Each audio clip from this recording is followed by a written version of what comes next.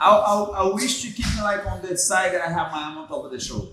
But if he decides to go to the other side, I believe he has more chance to escape. But once he has a chance to escape, he try more escape and then he may be opening more his neck. So this side, I don't think he's going to escape that easy, but maybe he's going to just protect himself a little bit better because he can't escape that easy. On the other side, sometimes he protects himself, but then when he tries to escape, he exposes himself a little bit more.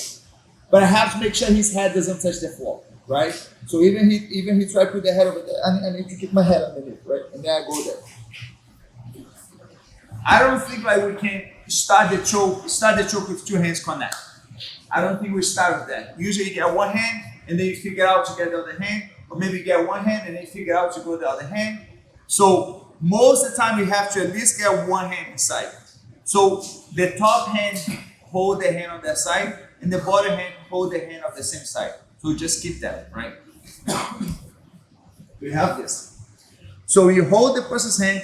You don't necessarily need to hold the wrist. I even like to hold his hand so he cannot really grab my wrist that easy. So I kind of hold his hand so he doesn't have that much like a grip. So I'll try to hold a little bit close the hand. And then whenever I see his neck is a little bit open, I go there and just kind of like sneak up and get this hand.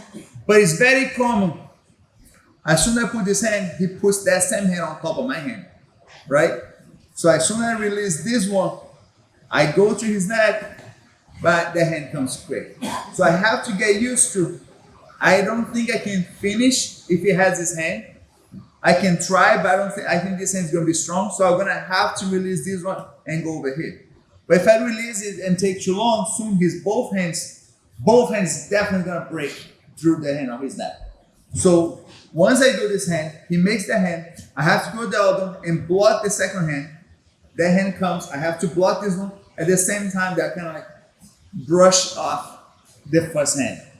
And then I manage to connect the second hand quick. Usually, if I have the hand on the shoulder, I'll just go to straight. So just straight.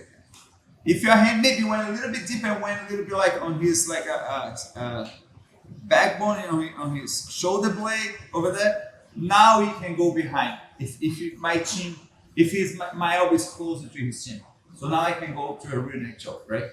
But most of the time, if I do this hand and it's like just on the shoulder blade on the shoulder over here, I can just move straight back.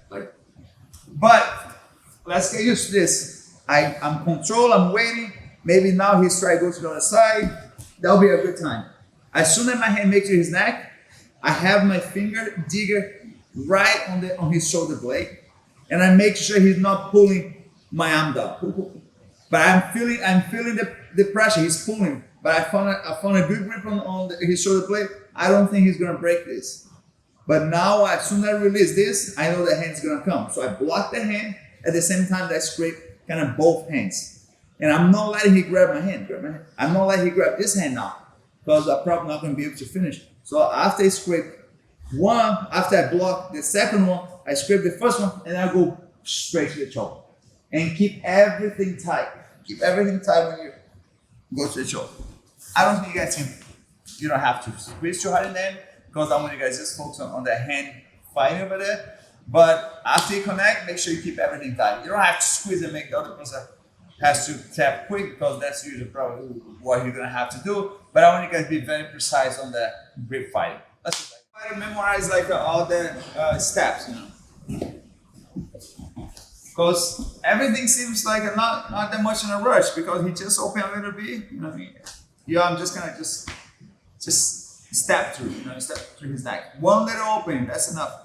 Take a little bit, and then he open a little. That's enough. But I know his hand is coming. So I'm not in a rush, and I'm controlling the time. So he's hold. I know he's resisting. So whenever I feel I'm ready, I release this one. I start fighting that one. Quick. So I'm kind of I'm controlling the time. I'm not even racing that much. I feel like since I'm controlling the time to start, I'm ahead. But if I'm over here and he's not opening his neck, now it's a little bit more of a race, because I'm going to release and I don't have his neck. So I'm gonna move him over here, I'm gonna release, and I don't have his neck. So now I'm gonna have to gain time to open this, and then his hands probably is gonna make through my hand, and I have to pull this out and go back to the other hand. So he tuck in. I get here, he makes to my hand. Before he pulls, I come with this hand, start scrape this one, and then he's gonna go with the other hand.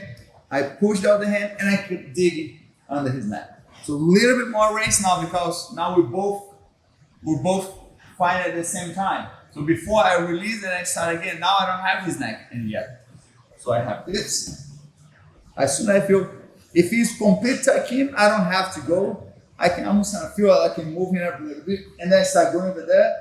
And then as soon as he put this hand, I pull the other hand and fight with the top one. I pull this hand, fight with the top one, and then try to make it over there again. Once I make it over there, make both hands gonna come quick.